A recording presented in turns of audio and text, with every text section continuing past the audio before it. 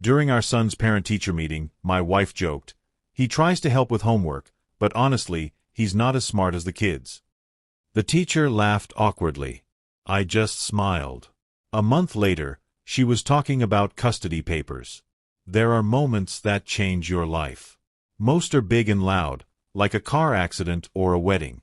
Mine was quiet.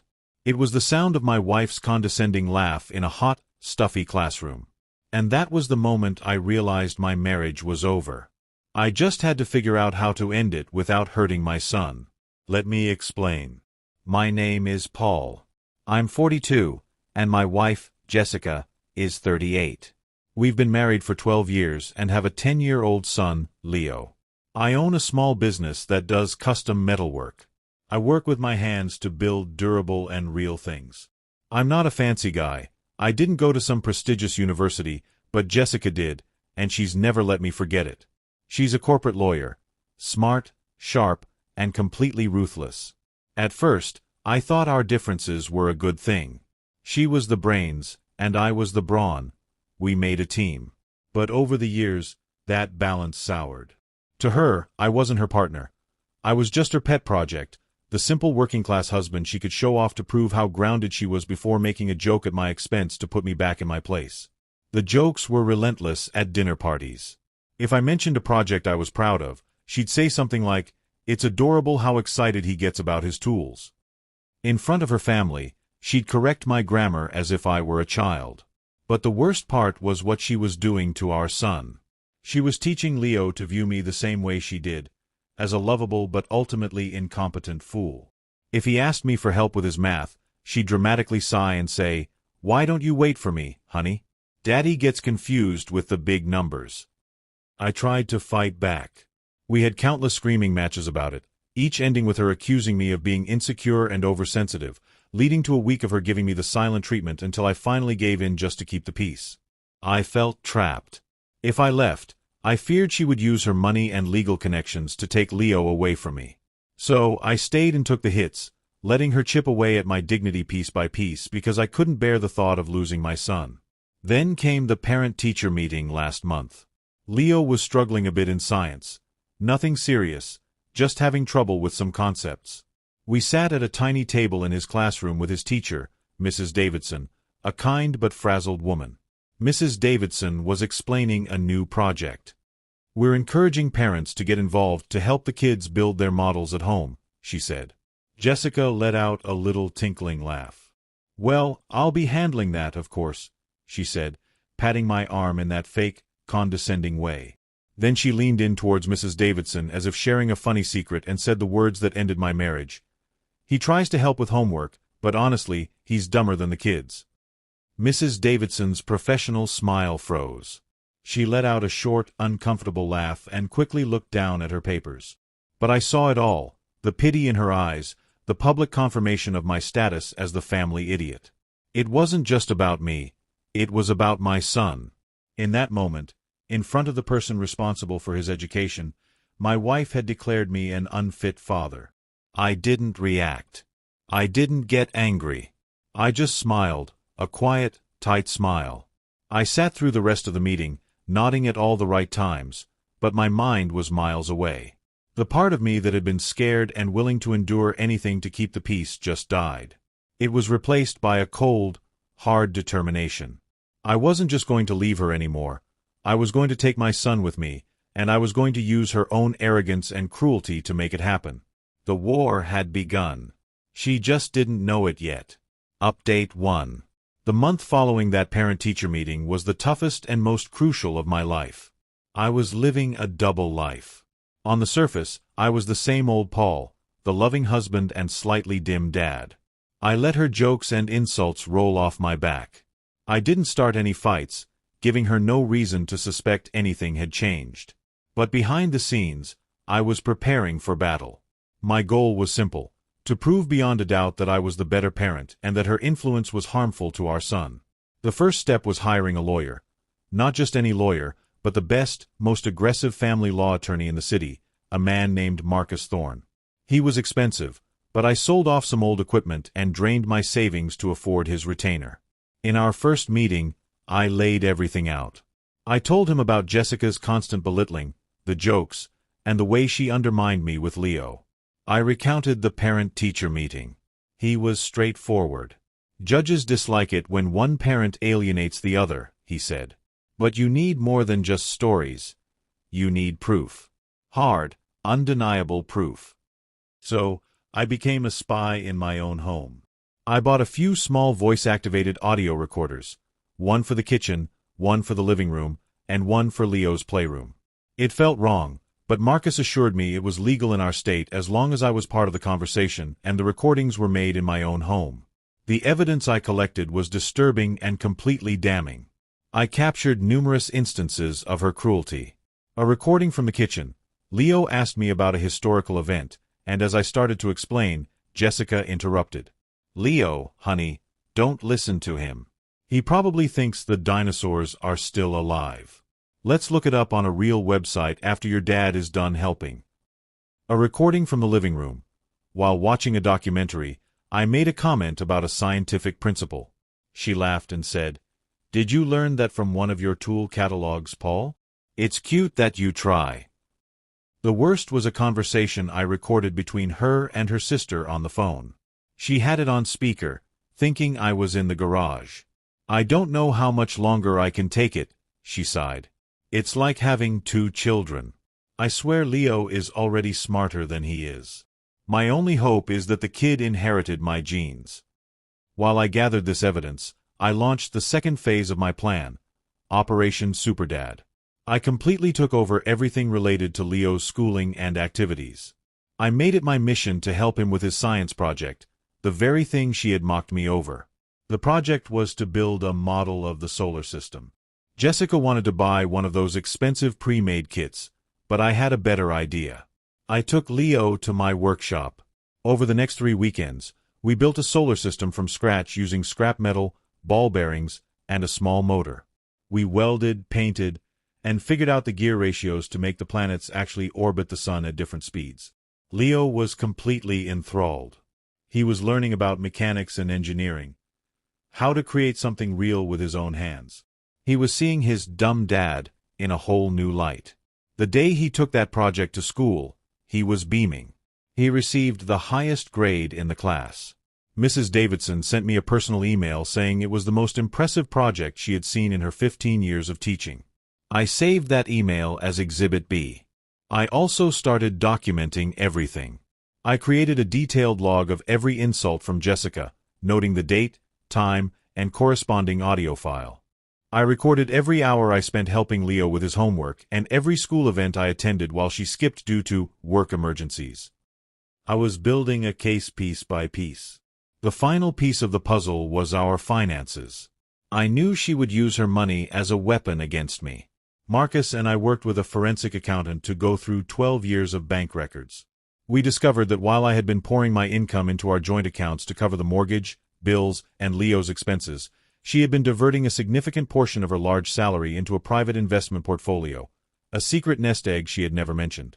She was preparing to leave me and planning to take as much of my money as possible while protecting her own. After a month of this silent, intense preparation, I was ready. I had a mountain of evidence.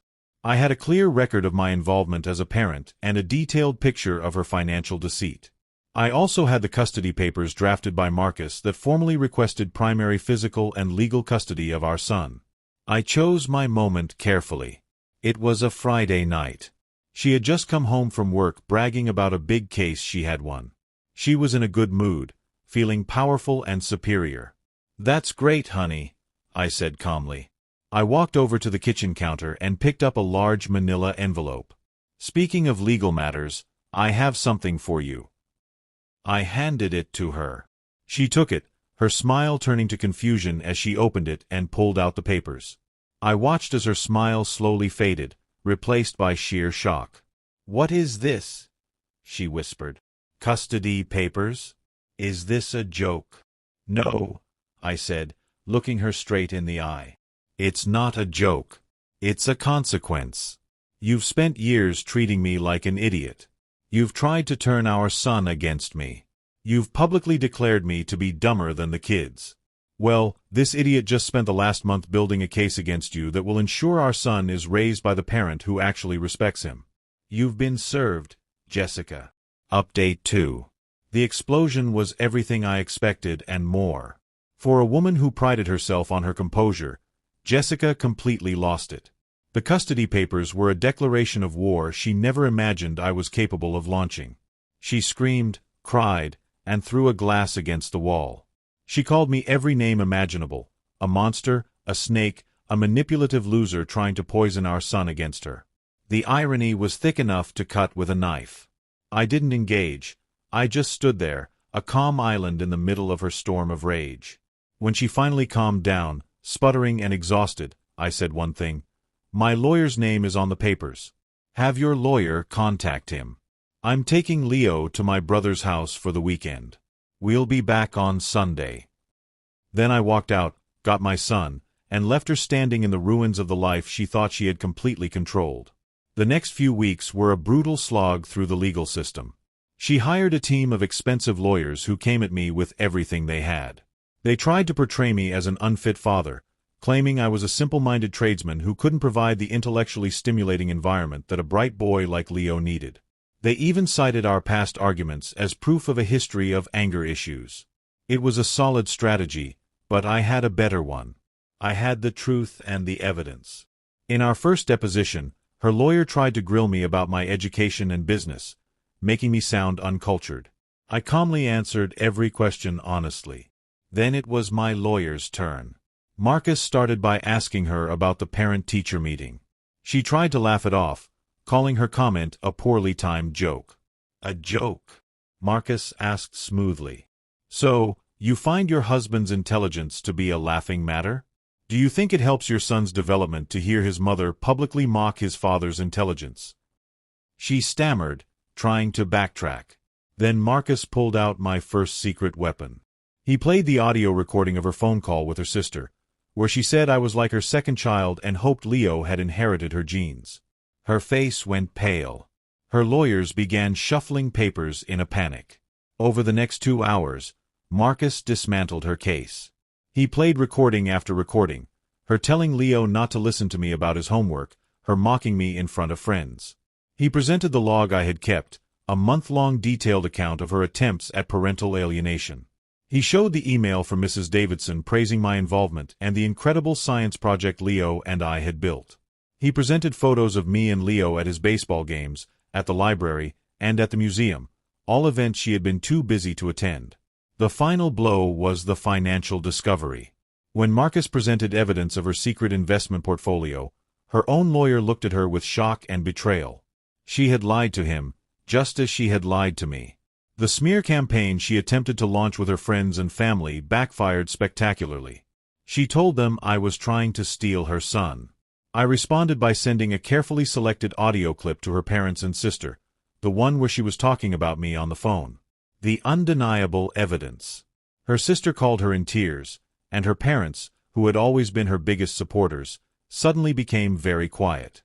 The custody battle that she thought she would win easily was turning into a complete rout. Final update. It's been 6 months since I served those papers. The divorce was finalized last week. As I write this, my son Leo is in the next room, asleep in his own bed in our new house, our house. We didn't even have to go to court for the final custody hearing. After the depositions and after her lawyers realized the mountain of evidence I had against her, they advised her to settle. They knew that if a judge heard those recordings, she wouldn't just lose, she would be completely destroyed. The settlement was a total victory. I was granted primary physical and legal custody of our son. She gets him every other weekend and on alternating holidays. That's it. Her attempt to prove I was the incompetent parent resulted in her being legally designated as the secondary one. The financial settlement was equally satisfying. Because of her documented deceit, the judge wasn't inclined to be generous. Her secret portfolio was rightfully deemed her separate property, but all of our shared assets were divided in my favor. I kept the house, which I then sold. She had to pay for her own expensive lawyers out of her own pocket. Her life, from what I hear, has completely changed. Without me to pay the mortgage and handle the household, she had to sell her fancy car and move into a small condo. Without her son as an audience for her daily insults, she is reportedly very lonely. Her relationship with Leo is strained. He's a bright kid and sees her for who she truly is, not the perfect, all-knowing mother she pretended to be. He has started to push back against her condescension, using the confidence he has built with me over the past few months. I saw her once at Leo's soccer game. She was on the other side of the field with a couple of friends. She looked smaller, somehow. The arrogant, powerful lawyer was gone, replaced by a tired woman who couldn't even get her own son to come over and say hello after the game. The ultimate revenge wasn't about money or winning in court. It was about my son. I fought for him. I proved that a good father isn't defined by a college degree or a fancy job title. A good father is defined by his presence, patience, and respect. I taught my son that it's not acceptable for anyone, even his mother, to treat others with cruelty and contempt. Last week, we had the first parent-teacher meeting of the new school year. It was just me and Mrs. Davidson. She told me Leo is excelling in all his subjects, especially science. She said he's more confident and more engaged. "You've done a wonderful job with him, Mr. Jensen," she said. I just smiled. And this time, it was a genuine one. The woman who called me dumber than a 10-year-old is now explaining to her friends why she only gets to see her own son 4 days a month. I didn't need to prove I was smart. I just had to prove I was a father. And in the end, that was all that mattered.